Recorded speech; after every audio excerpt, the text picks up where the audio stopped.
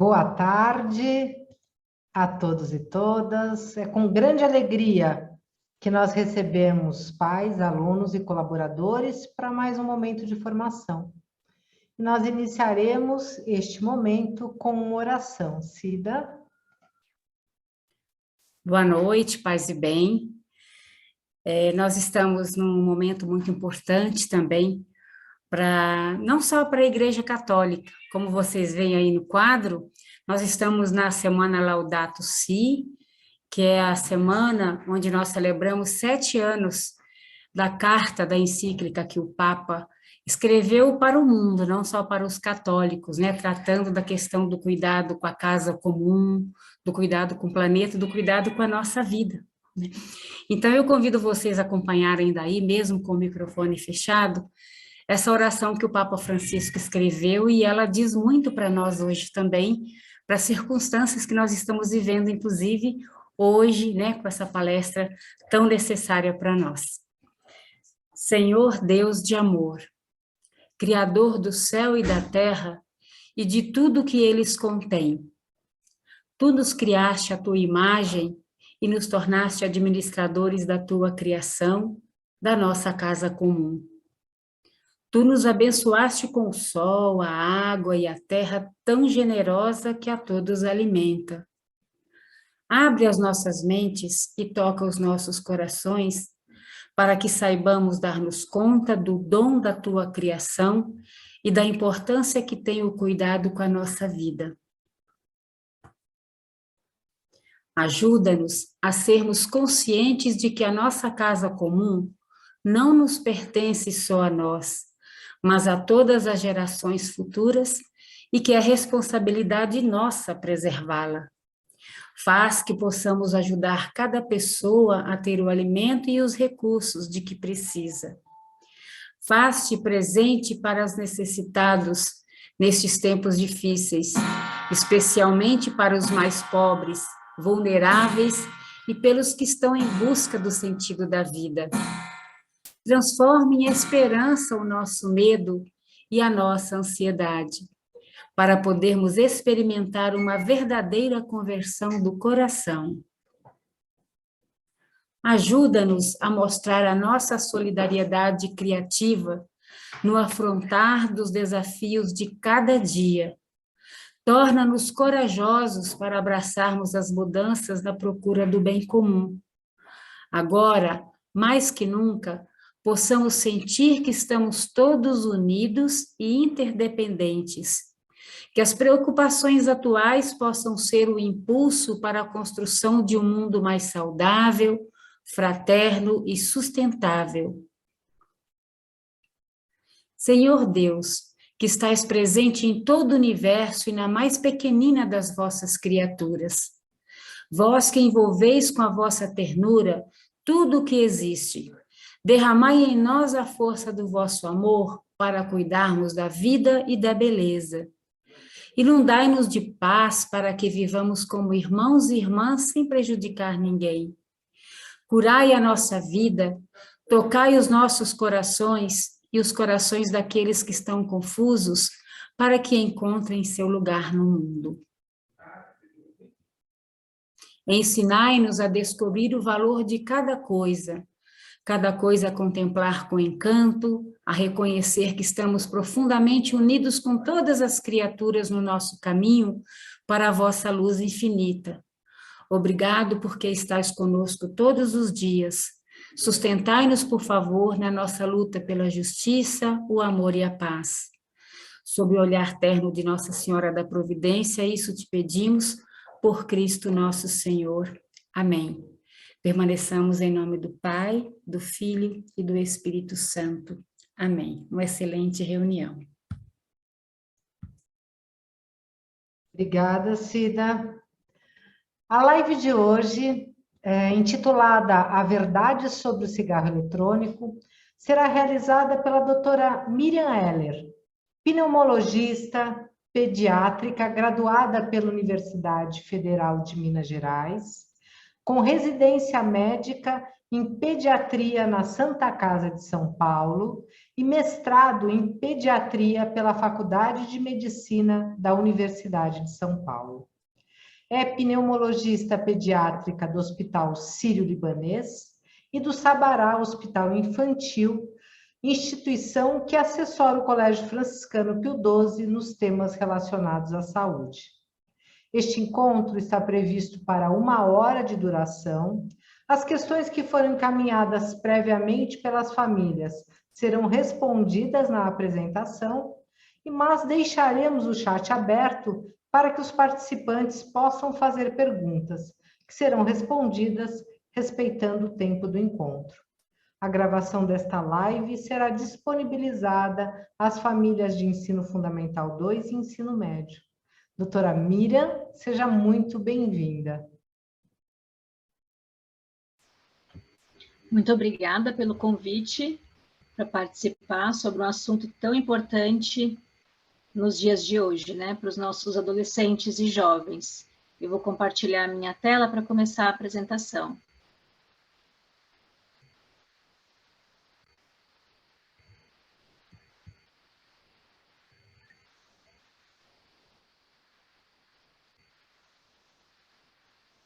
Então, a gente vai falar sobre algumas verdades sobre o cigarro eletrônico e sobre alguns mitos, né, que estão sendo aí amplamente divulgados, principalmente entre os adolescentes e jovens.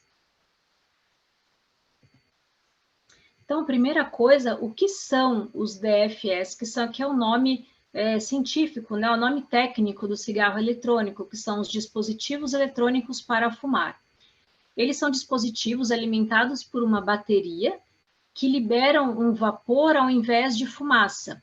Existem inúmeros tipos de cigarros eletrônicos, desde produtos descartáveis de uso único até os recarregáveis com refis líquidos, onde se armazena nicotina líquida, água, substâncias aromatizantes e solventes, como a glicerina e o propilenoglicol. Há também alguns produtos confeccionados com a folha de tabaco que podem liberar a nicotina quando são aquecidos. Este é o funcionamento, então, né, de um cigarro eletrônico. Aqui é um modelo, depois eu vou mostrar como eles são disfarçados, mas esse é um modelo do funcionamento, que a gente tem uma bateria, tem uma lâmpada de LED que acende, um microprocessador, um sensor que começa a liberar o vapor, a atomização do vapor, quando o indivíduo, né, inala, puxa, né, faz uma inspiração, que vai ser esse funcionamento, então, por vaporização. Esse líquido que vai estar no reservatório do cigarro, ele é aquecido por uma resistência e ele evapora rapidamente. Então, essa fumaça é inalada pelo fumante e as substâncias químicas, elas também caem na corrente sanguínea. E o que tem dentro desse líquido? Nessa mistura líquida, ela geralmente é feita de água, álcool, glicerina, nicotina e os aromas, que são os principais atrativos. Ele é usa-se uma bateria para aquecer esse líquido, né? E a gente vai falar aí dos malefícios dele, principalmente da nicotina que está presente no cigarro eletrônico. Quando a gente pensa no cigarro eletrônico, vinha o cigarro tradicional, aquele formato, e que foi saindo de moda, né? Então, foi muito aí nos nossos tempos, nossos pais, nossos avós, era uma coisa que era legal, né, fumar, hoje não é mais, né, graças às campanhas anti-tabaco que foram feitas no mundo todo, depois do reconhecimento, né, a partir da década de 50, reconhecimento dos malefícios do cigarro. Só que eles vieram agora com novos atrativos, né, eles são chamados também de vape, de pod, de mops, de e-ciga ou e-cigarrete, e o JUUL.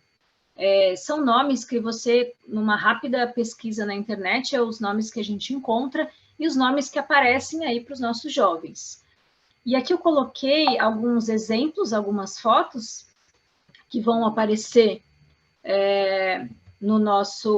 na internet, né? Como são atrativos para os nossos jovens. Então, eles são coloridos, eles têm luzes, e eles têm aromas diferentes e aromas e cheiros diferentes, né? Que são atrativos, que não tem aquele odor ruim, que eles disfarçam o cheiro da nicotina. Isso aqui são algumas frases que a gente encontra na internet, né? São sites que as crianças e adolescentes encontram até para comprar. Com o vaping se tornando mais popular a cada ano, um kit inicial é a maneira mais fácil de acompanhar o que todo mundo está fazendo. Então, esse é o apelo para os adolescentes, né? Todo mundo está usando, e você, para se sentir parte de um grupo, a gente sabe que isso é muito importante para o adolescente, se sentir parte de uma turma, de um grupo. Então, esse é o apelo que estão fazendo aí em torno do cigarro eletrônico. E além dos kits iniciais, né, também eles vão se avançando. Então, essa é outra frase de um dos sites que oferecem o cigarro eletrônico para compra, que colocam, no entanto, existem modelos disponíveis para iniciantes mais ousados, com desejo insaciável por grandes nuvens. Eles oferecem experiências mais extremas em termos de quantidade de vapor, golpe de garganta e sabor. Então, esses são os termos que vão atraindo os jovens, né? São coloridos, têm luzes, têm aromas diferentes. Mas a gente não pode se enganar, né? Pelas novidades. Então, a gente sabe a venda do cigarro eletrônico, ela é proibida pela Anvisa, pela Agência Nacional de Vigilância Sanitária, desde 2009. Então, é proibido a comercialização, importação e a propaganda de quaisquer dispositivos eletrônicos para fumar no país, né, desde 2009. E está sendo feita uma campanha, tanto pelo INCA, que é o Instituto Nacional de Câncer, Sociedade Brasileira de Pneumologia e de Pediatria. Então, a gente está fazendo uma ampla campanha para conscientizar os jovens, os adultos, principalmente os adultos jovens, que são os que mais fazem uso do cigarro eletrônico. Então, esse é um slide, né, que a gente se encontra lá na Sociedade Brasileira de Pneumologia e Tisiologia, alertando que tanto o cigarro eletrônico, narguilé, vaporizadores e dispositivos para fumar, eles não são seguros, como muitos acham. No Brasil, a gente tem esses dados de que 80% dos fumantes, eles começam a fumar diariamente antes dos 19 anos de idade. 20% têm menos de 15 anos quando começam a fumar. E lembrar que cigarro eletrônico, ele é cigarro, sim, né? E os nossos jovens podem adoecer pelo uso de cigarros eletrônicos. Eu vou passar alguns dados para vocês, então, esses dados foram tirados do site da Sociedade Brasileira de Pneumologia. O maior índice de experimentação do cigarro eletrônico, eles foram observados entre os adolescentes de 13 a 17 anos de rede privada de ensino, né, como a gente está lidando agora com o colégio Pio XII. Então, a maior parte das adolescentes que experimentam, eles estão na rede privada de ensino de grandes regiões do Brasil. O cigarro eletrônico, ele contém nicotina, e além da nicotina, várias dezenas de substâncias químicas, incluindo cancerígenos comprovados para o pulmão, bexiga, esôfago e estômago. Estudos científicos mostram que o uso dos dispositivos eletrônicos para fumar, tanto como uso crônico ou como uso agudo, eventual, ele está diretamente ligado ao surgimento de várias doenças respiratórias, doenças gastrointestinais, doenças orais. A gente teve recentemente, né, divulgado na mídia, uma cantora pop que teve um abscesso amigdaliano pelo uso de cigarro eletrônico, porque pode mesmo acontecer inflamações de garganta, então, né, piora de amigdalites e até abscessos, entre outras, além de causar a dependência, porque a nicotina causa dependência. E também é um estímulo ao uso de cigarros convencionais mais para frente. Uma grande preocupação atual é com o uso do EVALI, com essa doença EVALI. A EVALI é uma sigla em inglês que quer dizer uma lesão pulmonar induzida pelo cigarro eletrônico.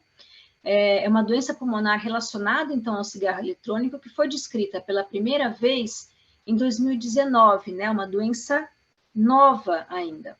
Ela começou a ser divulgada em 2019, começaram a sair alguns artigos científicos, começaram a sair na mídia algumas informações, só que logo em seguida veio a pandemia e isso deixou de ser falado, né? Não foi muito mais assunto depois que começou a pandemia do Covid-19.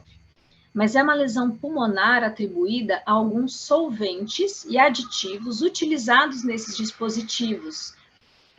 E eles provocam um tipo de reação inflamatória no pulmão que podem levar a alterações crônicas pulmonares, alterações persistentes no pulmão, como fibrose pulmonar, pneumonia e até chegar à insuficiência respiratória e morte. Até janeiro de 2020, o CDC nos Estados Unidos registrou mais de 2.000 casos de EVALI hospitalizados, e até fevereiro do mesmo ano foram confirmadas 68 mortes por EVALI, então, para essa doença pulmonar induzida pelo cigarro eletrônico.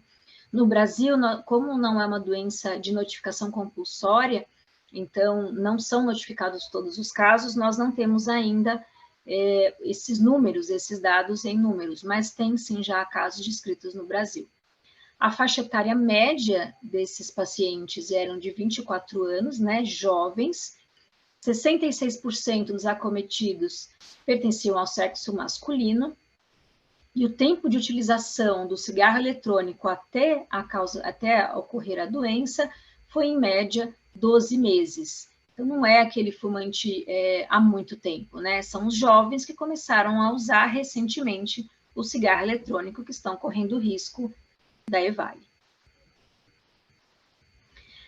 Como eu falei, a epidemia dificultou o reconhecimento também, não só a propagação sobre essa nova doença, como também o reconhecimento da EVALI, porque ela é uma doença de alto risco e que os sintomas dela são muito parecidos com a COVID, né? Sintomas como tosse, dor torácica, falta de ar, febre e vômito.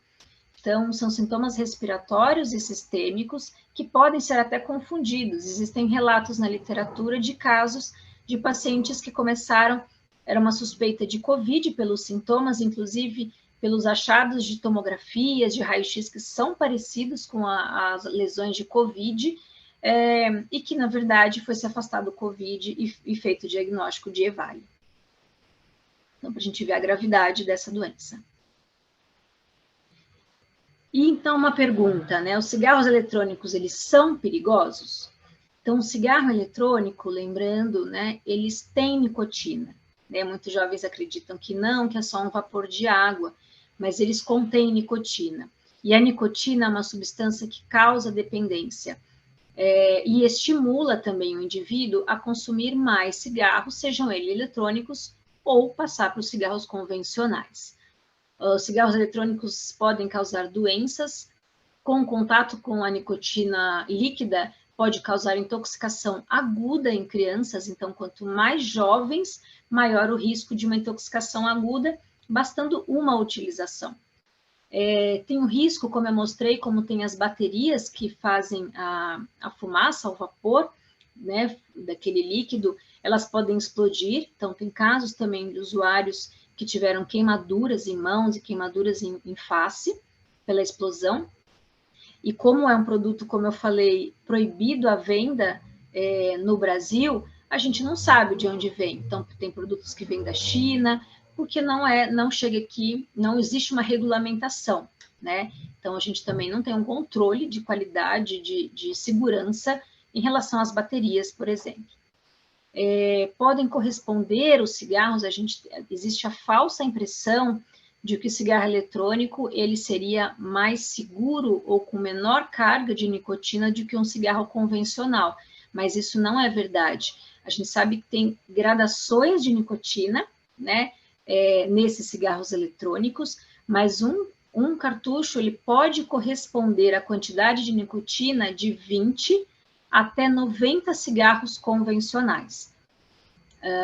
e estão sendo fabricados cigarros eletrônicos com uma carga de nicotina cada vez maior.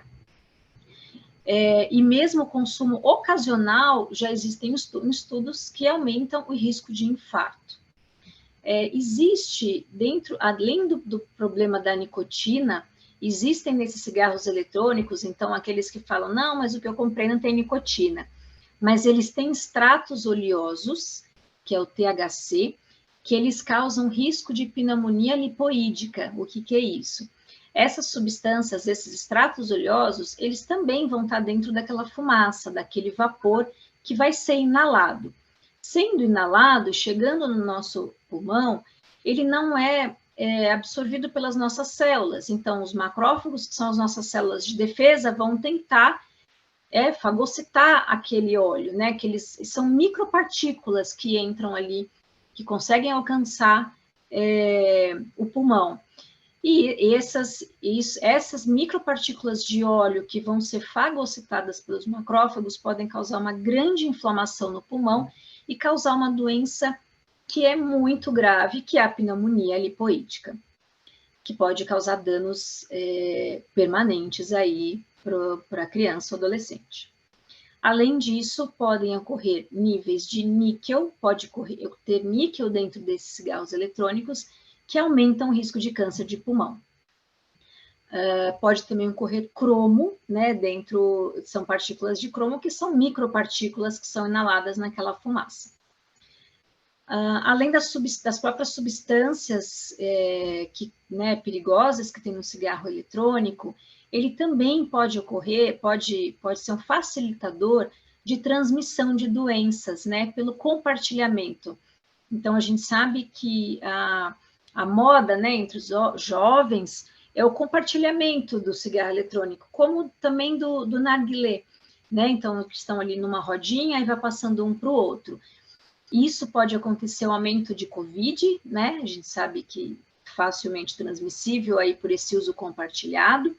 E além do Covid, tuberculose e herpes são algumas das doenças que podem ocorrer por esse compartilhamento. E pode também ocasionar e piorar sintomas de doenças respiratórias pré-existentes, como, né, adolescentes que têm asma, bronquite, pode desencadear crises e piorar os sintomas da doença. Algo muito importante para se falar, principalmente a gente pensando nessa faixa etária que a gente está lidando aí, dos adolescentes de 13 a 16, 17 anos, é que o desenvolvimento cerebral do ser humano, ele ocorre até cerca de 21 anos de vida, né? Então, a gente sabe que os primeiros anos a gente tem um grande crescimento cerebral, mas o nosso cérebro está em desenvolvimento até a idade de 21 anos. É por isso que, por exemplo, nos Estados Unidos, a legislação recomenda, né, coloca o uso de álcool só a partir depois dos 21 anos, né? Porque a gente sabe que o uso de qualquer substância nessa faixa etária, antes dos 21 anos, eles aumentam o risco de dependência. Então, tanto nicotina, álcool ou outras drogas usadas antes dessa idade, por o cérebro ainda estar em desenvolvimento, acarretam mais problemas e aumentam muito o risco de dependência. O cigarro eletrônico ajuda o fumante a parar de fumar o cigarro comum? Isso é uma pergunta frequente, né? Também falado como redução, né, o termo redução de danos. Então, ao invés de fumar um cigarro comum, que vai fazer muito mal, eu vou fumar um cigarro eletrônico que faz menos mal. Esse é o pensamento de muitos, né? Mas os cigarros eletrônicos, eles não são considerados medicamentos ou remédios, e seu uso não pode ser considerado um tratamento para a cessação de tabagismo. Não existe evidências científicas que comprovem que o uso do cigarro eletrônico seja eficaz para parar de fumar. Muito pelo contrário, os fumantes que usam esses produtos, eles têm menos chance de deixar de fumar, pois podem fazer o uso dual, eles usam tanto o cigarro eletrônico como o cigarro convencional ao mesmo tempo, né? Existe não só a dependência da nicotina, né, no ato de fumar, mas também existe a dependência comportamental. né? Então, aquela pessoa, aquele tabagista que fuma muito, ele já tem o hábito de, né, de fazer movimento com as mãos, ou o hábito de, em tal momento do dia, ele faz aquilo para relaxar, ou ele faz aquilo por diversão, e isso vai se tornar um hábito, que depois vai ser difícil de largar também. Então, além da dependência química, pode ocorrer a dependência comportamental. Por isso, o cigarro eletrônico ele não é utilizado para tratamento de parar, né, para cessação de tabagismo. Existem outros tratamentos que são comprovados para esse fim. E lembrando o que pode causar aí a dependência entre os jovens, né? Então, a gente falou do risco da nicotina causar dependência, e às vezes, por ser jovem, uma dose muito menor do que causaria dependência num adulto pode levar à dependência entre jovens.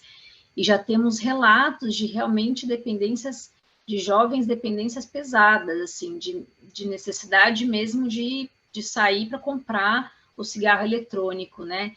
E isso vai levar também uma redução do rendimento escolar, comportamento explosivo, que pode ser um sinal de alerta para os pais e para os professores, um isolamento, né, desse jovem, quando ele não quer sair mais do quarto, ele não quer mais estar em convívio com a família, ele prefere não participar das reuniões familiares, ele quer estar isolado, isso é um sinal também, e pode acontecer quadros graves, até de convulsão, como sinal de dependência entre jovens.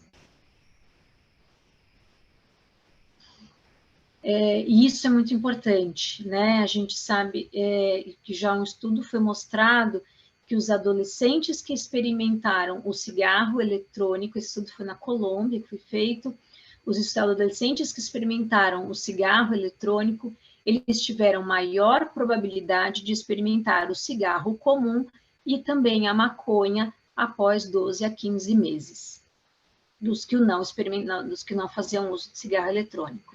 Então, ele pode ser um iniciador para outras drogas, né? O cigarro eletrônico pode fazer um caminho aí para esse adolescente, para esse jovem, começar a experimentar outras drogas. Eu gostaria de apresentar para vocês o Dr. Bartô. Esse é o professor Lotufo, que é um grande divulgador e um grande ativista aí contra o cigarro, contra o tabagismo, contra drogas, principalmente em adolescentes e crianças. Ele é um pneumologista pediátrico também, formado lá pela USP, e tem uma grande luta nessa área.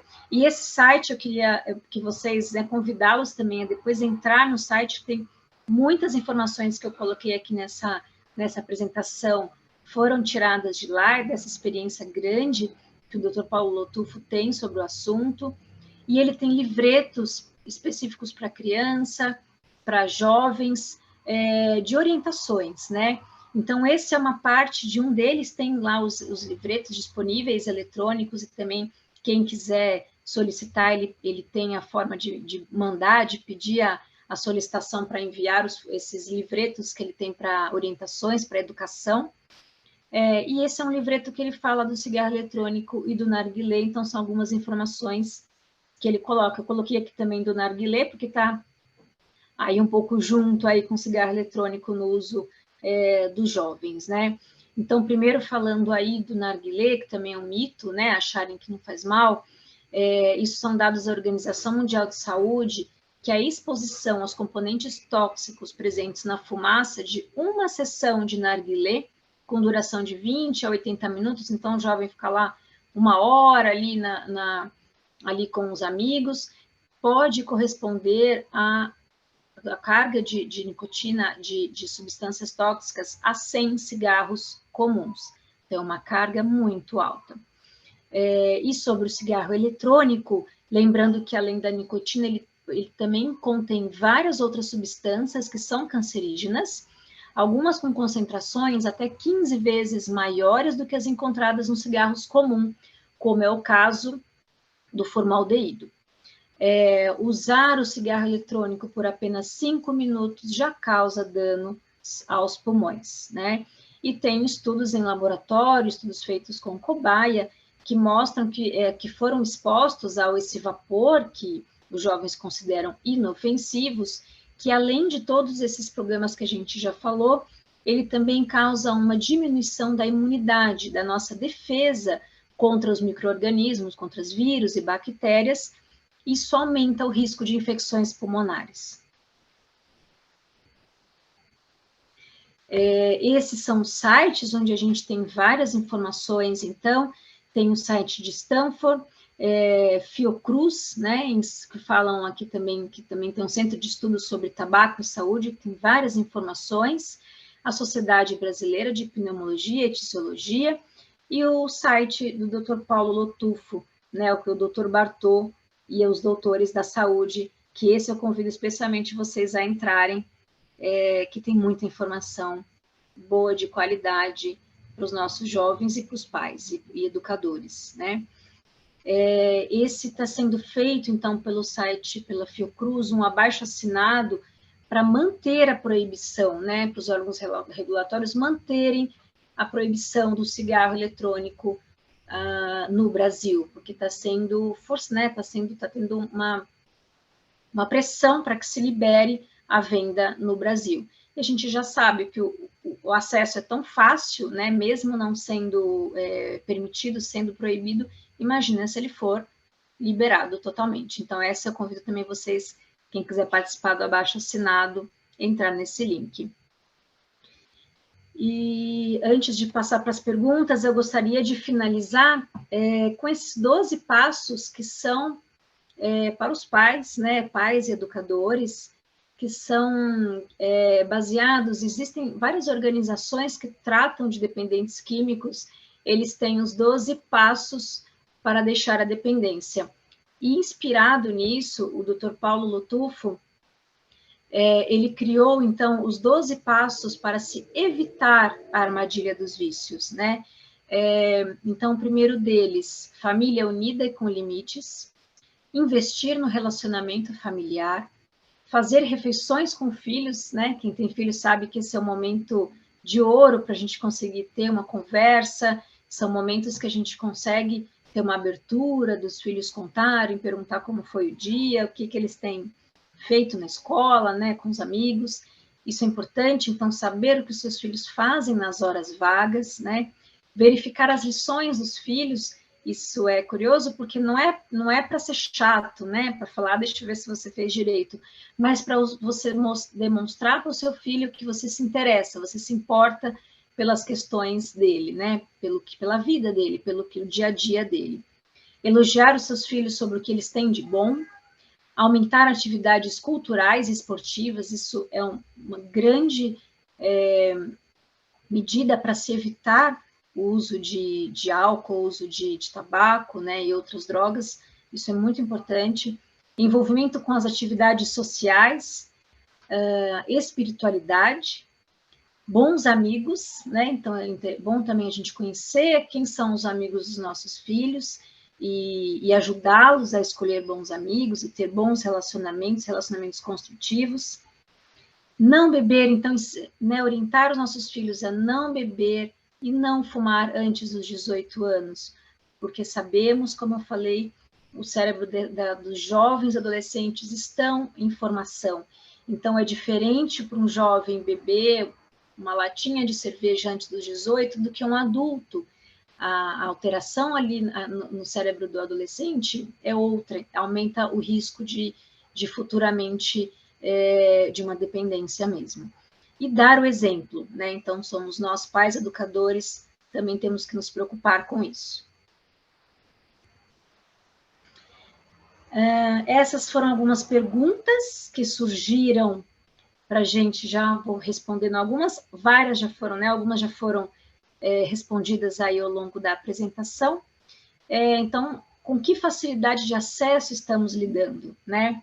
Eu vou confessar que quando me chamaram a gente conhece os artigos científicos, mas quando me chamaram para fazer essa apresentação, essa palestra, fui dar um Google para saber como que os jovens acham, né, para comprar. A gente sabe que vende em festas, tem nas baladas, eles encontram, Mas, gente, é muito fácil. Você coloca no Google cigarro eletrônico, vape, e aparece uma infinidade de locais para você comprar, né? Então, é fácil o acesso. Além de ter, já cheguei a ver no shopping, né? Em lugares de coisas eletrônicas, capinha de celular, e tá lá vendendo, porque a gente sabe que, infelizmente, não existe, apesar de proibido, não existe uma fiscalização né, tão a fundo e tão sobre isso. Então, é fácil o acesso, infelizmente. Sugerem esse dispositivo para tabagista pararem de fumar, porque o crescimento de câncer de pulmão? Substâncias erradas dentro do mesmo? Então, como a gente falou, o cigarro eletrônico ele não é usado, não deve ser usado com o objetivo de parar de fumar o cigarro convencional, tá? Não vai funcionar. Não é para isso. E a gente tem outros tratamentos, né, que são os tratamentos corretos para a cessação de tabagismo. E sim, existem substâncias além da nicotina, né, como eu falei, o níquel, por exemplo, níquel, cromo, formaldeído, que são substâncias cancerígenas. Os adolescentes argumentam que o cigarro eletrônico não tem nicotina e que por isso não vicia. Dizem que não faz mal para a saúde. Mito ou verdade? É mito, né? Os cigarros eletrônicos, eles têm nicotina, têm cargas diferentes de nicotina. Alguns até podem falar, não, mas o que eu comprei não tem nicotina. Mas a gente não tem uma legislação sobre isso, né? E quem vende, qual o objetivo? Que aquela pessoa se torne dependente. E o que causa dependência é a nicotina. Como desmistificar para os adolescentes que os danos e a dependência ocorrem mesmo com o uso eventual do cigarro eletrônico e do narguilé?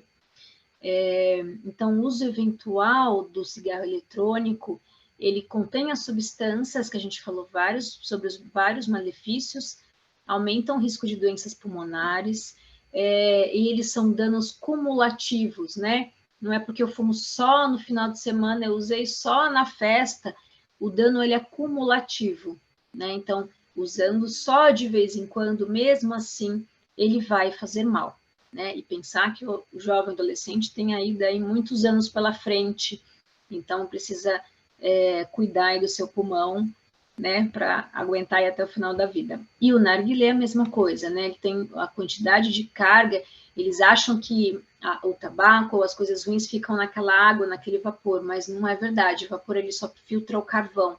Então todas as substâncias ruins que estão ali, elas são inaladas. E quais os riscos de compartilhamento, que também já foi falado, além da Covid-19, né? Principalmente os que são oferecidos em locais públicos. Então, tá num bar, tá numa festa, tá na balada, e aí vai compartilhando um com o outro. Além do Covid, como a gente falou, algo muito grave, muito perigoso, o risco de contágio de tuberculose e risco de contágio de vírus respiratórios em geral, e o de herpes também labial. Assim eu termino e ficamos abertos. Deixa eu fechar a minha compartilhamento. Abertos, então, para perguntas.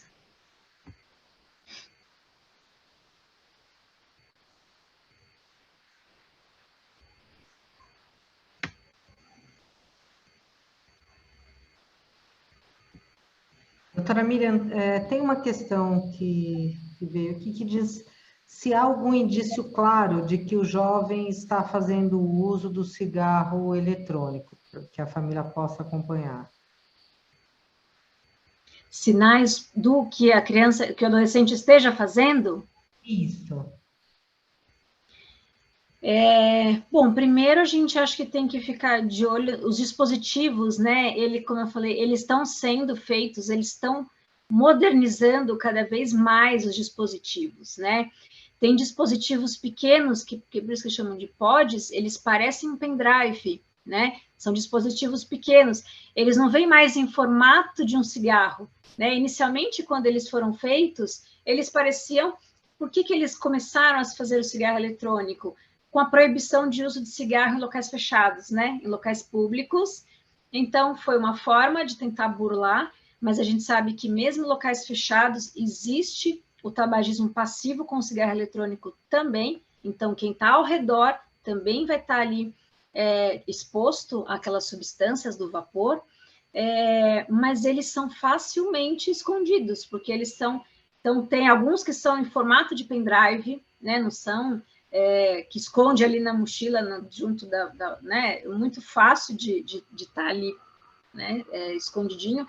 Agora, sinais de que o adolescente está fazendo uso, né, e a família não está sabendo, algumas coisas que eu falei, tem o isolamento, né, aquele adolescente que não quer mais participar das atividades, ou atividades da escola, atividades sociais, atividades da família, e começa a se isolar e querer ficar no quarto, e não querer estar junto da família. Esse acho que é um sinal importante. Sinal de agressividade, que aí também já são sinais de uma dependência, né?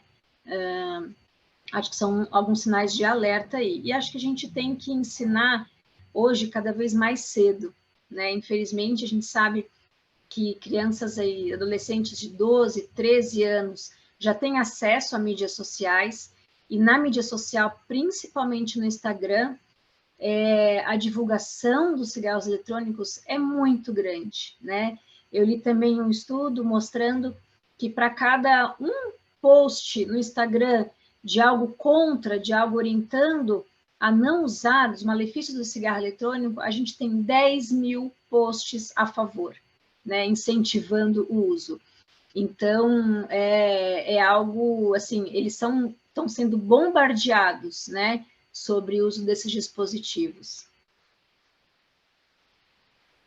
Doutora, no seu entendimento, o cigarro eletrônico, ele, afinal de contas, é pior do que o cigarro convencional ou é tão ruim quanto?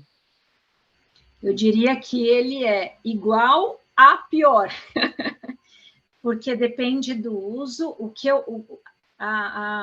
O principal risco, né? Acho que a grande armadilha do cigarro eletrônico é o atrativo para os jovens e até para crianças, né? Eles vêm porque o cigarro convencional já saiu de moda, é fedido, deixa cheiro, né? As pessoas não é um cheiro agradável.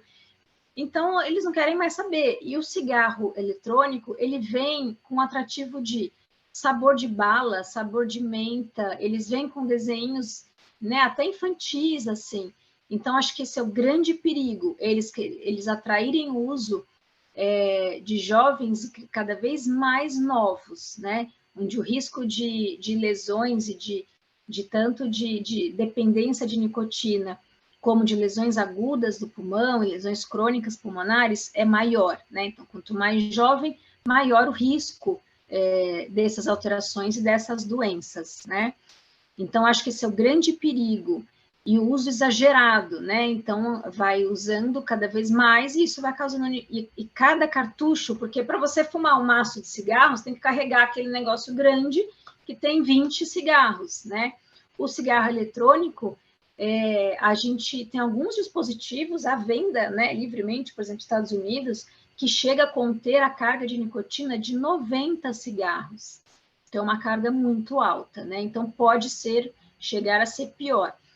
A diferença que a gente tem no cigarro eletrônico para o cigarro convencional é que ele não tem o dióxido de carbono. Como ele não tem a combustão, né? Ele é formado aquele vapor, ele não tem por isso que não faz aquela fumaça, né? Ele é uma névoa, né? Não é aquele cheiro que fica no ar, porque ele também não tem o alcatrão e não tem a liberação de dióxido de carbono, tá? Mas o restante está lá. Acho que, emendando aqui com essa sua resposta, doutora, a névoa também faz mal? Uma das perguntas. Sim, então, é isso. A nicotina, que ela vai ser não só para o indivíduo que está usando, mas para quem está ao redor também. Então, por isso que ele não é, né, liberado o uso em lugares, ambientes fechados, né? Porque quem está perto, quem está próximo, também vai ter os malefícios ali das substâncias. É claro que para quem está usando, vai uma carga maior, mas a névoa ao redor também faz mal. Uma outra pergunta aqui que chegou para a gente. Detectada a adição, o que fazer na prática? Como lidar? Isso a gente tem, né, o pneumologista e cada vez mais o pneumologista pediátrico está tendo que lidar com isso. Então, quando realmente ocorre uma dependência química, deve-se fazer o tratamento, né? Hoje a gente tem o tratamento disponível até no SUS, né, na rede pública, um tratamento gratuito para isso. Eu acho que a gente tem que trabalhar cada vez mais para não chegar à dependência, né? Então, é para evitar, mas quando acontecer, então, o profissional adequado para se procurar é um pneumologista. Um pneumologista pode ser pneumologista pediátrico. Eu acho que os pediatras também estão cada vez mais tendo que se informar sobre isso, sobre o assunto, mas no caso de dependência, é preciso um tratamento médico, né? Porque a dependência é uma doença, ela deve ser tratada como uma doença. E agora, a dependência comportamental, a gente vai ter que ter o auxílio sempre de uma equipe multidisciplinar, porque aí também entram psicólogos, educadores, que também fazem parte do tratamento para dependência comportamental. A gente tem mais uma, aparentemente, última pergunta, sobre se existe alguma pesquisa falando sobre a questão da predisposição genética. Não sei aqui se a família quer dizer a fumar, a doença pulmonar, para a adição. Aqui, então, respondi. Isso. Temos as duas coisas. Então, para a adição da nicotina, já existem estudos, sim, que ela é genética, né? Eles são até divididos em fraco, médio e forte, né? Então, existe, sim, aquelas pessoas que geneticamente têm uma disposição a desenvolver uma dependência química à nicotina com uma carga menor. É como o álcool também acontece, né? Com uma carga menor, as pessoas diferentes, né? Vão ter cargas, vão necessitar de cargas diferentes para desenvolver essa dependência. E em relação a doenças também, né? Existem algumas predisposições genéticas, por exemplo, a desenvolver enfisema pulmonar. Então, a gente sabe que tem pessoas que fumam a vida toda e não tem enfisema pulmonar ou não tem câncer. Outros que basta pouco tempo de uso para acontecer e desenvolver o câncer e também enfisema pulmonar. Então, tem para as duas coisas, tanto para adição, como para dependência, como para as doenças pulmonares também. Doutora, mais uma aqui também. Tenho dúvidas sobre aqueles modelos que podem ser recarregados. Há substâncias ainda piores que essas com nicotina que podem ser colocadas nesses dispositivos? Sim. Isso é algo importante. Isso também a gente fica fora do nosso alcance científico, né? Mas a gente já ouviu relatos, sim, tanto a folha do tabaco ser colocada nesses dispositivos, né, diretamente, e também já vi relatos de uso de maconha dentro desses dispositivos de cigarro eletrônico, tá? O cigarro eletrônico já comprado pronto, ele tem basicamente, como eu falei, a nicotina, tem água que vai gerar o vapor, o álcool também pode conter, e essas outras substâncias aí, formaldeído e outras substâncias químicas que vão causar esses males. Mas sim, esses cigarros recarregáveis, já tem relatos de alguns jovens colocando, por exemplo, a maconha dentro desses cartuchos.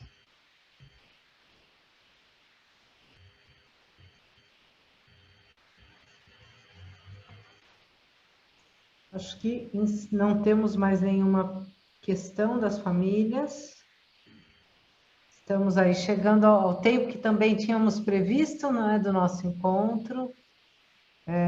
Doutora Miriam, não sei se a senhora tem mais alguma colocação, se não podemos encerrar. Minha última, eu queria agradecer pelo convite, né? Eu acho que a gente tem que lidar principalmente com a prevenção com os nossos jovens e adolescentes, então alertar ativamente, né? O Dr. Paulo Lotufo sempre fala nas palestras dele do aconselhamento breve, Então, assim, bastam 2 minutos para pais, educadores, fazerem esse aconselhamento. Então, sempre que você tiver a oportunidade de fazer o aconselhamento de prevenção, tanto de uso de tabaco, como de álcool e de outras drogas, é muito importante a gente trabalhar nisso, né? Porque depois da adição, depois da dependência, é muito mais difícil, né? A gente sabe que o caminho vai ser muito mais duro, então a gente tem que trabalhar sempre pensando na prevenção, e por isso, pensando aí, a gente fazer para os jovens, né? Uma ideia depois é a gente abrir uma palestra para os jovens, né? Que eu acho que é algo bastante interessante. Perfeito.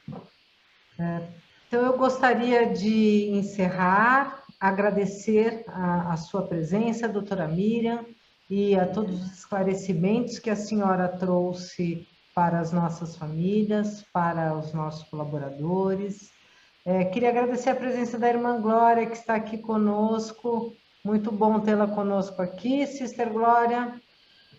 A todas as famílias e aos nossos colaboradores que estão conosco, um desejo imenso de muita saúde, muita paz e muito bem. Esse é o primeiro passo para o trabalho que nós continuaremos desenvolvendo aqui com os nossos jovens dentro do Colégio Franciscano Pio XII. Muito obrigada, doutora Miriam. Obrigada, boa noite.